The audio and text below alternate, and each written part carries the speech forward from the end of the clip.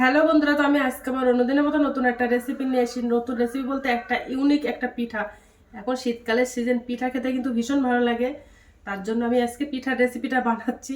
তো এই রেসিপিটা আমি কিভাবে বানাই তোমরা শেষ পর্যন্ত ভিডিওটা স্কিপ না করে পাশে থেকে দেখার জন্য অনুরোধ রইল। তো চলো শুরু করি। এই পিঠাটা বানাতে আমার চালের গুঁড়ো লাগবে। তো আমি শুকনো চালের গুঁড়ো নিয়েছি, তোমরা চাইলে যে কোনো চালের গুঁড়ো নিতে পারো। এই বাটির আমি এক বাটি চালের গুঁড়ো নিয়ে নিয়েছি। জলটা ফুটিয়ে এবার আমি একটা ডো বানিয়ে নেব। এখানে আমি জল দিয়ে দিয়েছি, এবার ওর মধ্যে একটু লবণ দিয়ে দেব। জলটা ভালো করে ফুটিয়ে নেব, তা নাহলে পিঠাগুলো ভালো হবে না। দেখো জলটা ফুটে গেছে, এবার আমি অল্প অল্প করে চালের গুঁড়ো দেব, দিয়ে একটা শক্ত করে একটা ডো বানিয়ে নেব।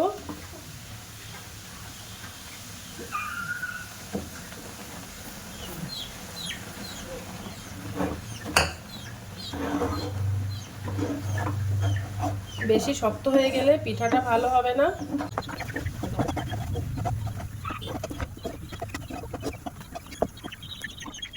এবার এগুলো আমি একটা প্লেটে ঢেলে নেব।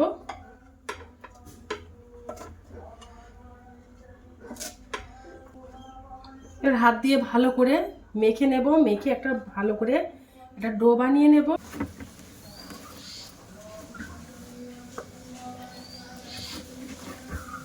একটু অল্প করে চালের গুঁড়ো দিয়ে দিলাম, হাতে জড়িয়ে যাচ্ছে বলে। তো দেখো ডোটা বানানো কমপ্লিট হয়ে গেছে, এবার আমি রুটি বেলে নেব।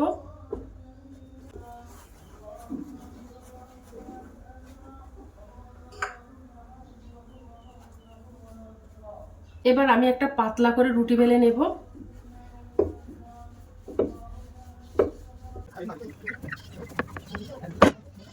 এবার আমি লম্বা লম্বা করে ছুরি দিয়ে কেটে নেব।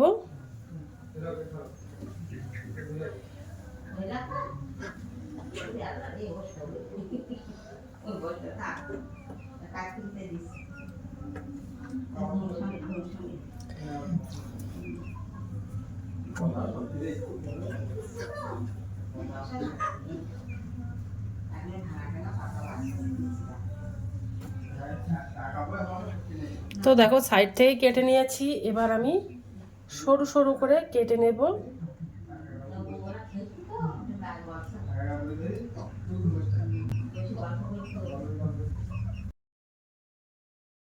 করে কেটে নিয়েছি।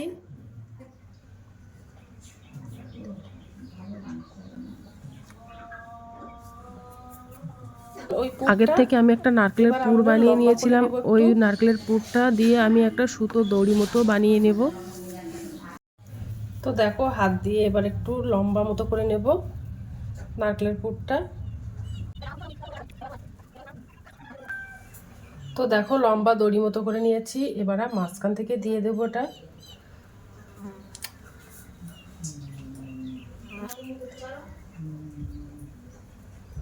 তো দেখো দিয়ে দিয়েছি। তো সবটাই লাগেনি, এবার আমি এভাবে মুড়ে দেব। মুড়ে দিয়ে একটু চেপে চেপে দেব।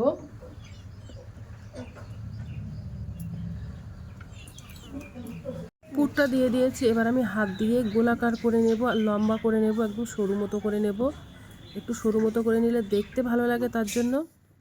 আর দেখো সবটা বানানো কমপ্লিট হয়ে গেছে, এবার আমি ছুরি দিয়ে কেটে নেব। তো এইভাবে কেটে কেটে নেব।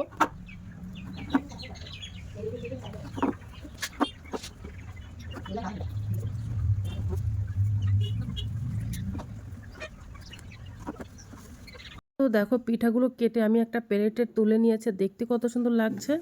তো দেখো আমার পিঠাগুলো সব বানানো কমপ্লিট হয়ে গেছে, এবার আমি পিঠাগুলো রান্না করে নেব।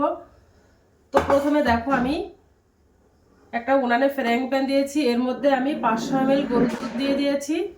এবার দিয়ে আমি রান্নাটা করে নেব।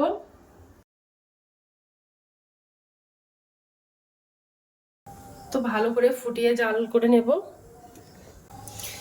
ওর মধ্যে 2টো এলাচ দিয়ে দিলাম, ওর মধ্যে একটু চিনি দিয়ে দেব,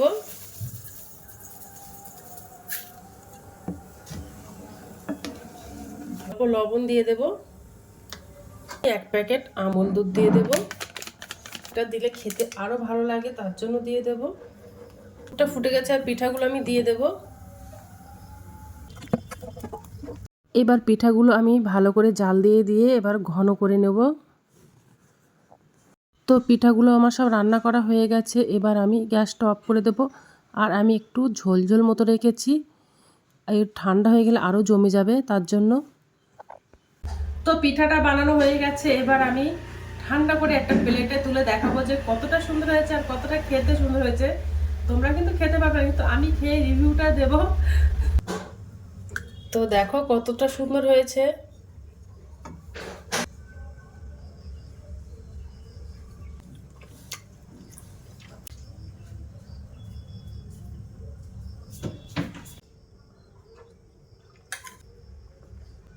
অসাধারণ হয়েছে, তোমরা একবার বাড়িতে ট্রাই করতে পারো। তো আজকের দিনের মতো ভিডিওটা এখানে শেষ করছি, আগামী দিন আবার একটা নতুন ভিডিও নিয়ে চলে আসবো। তো টাটা, বাই বাই, সবাই ভালো থাকবে, সুস্থ থাকবে।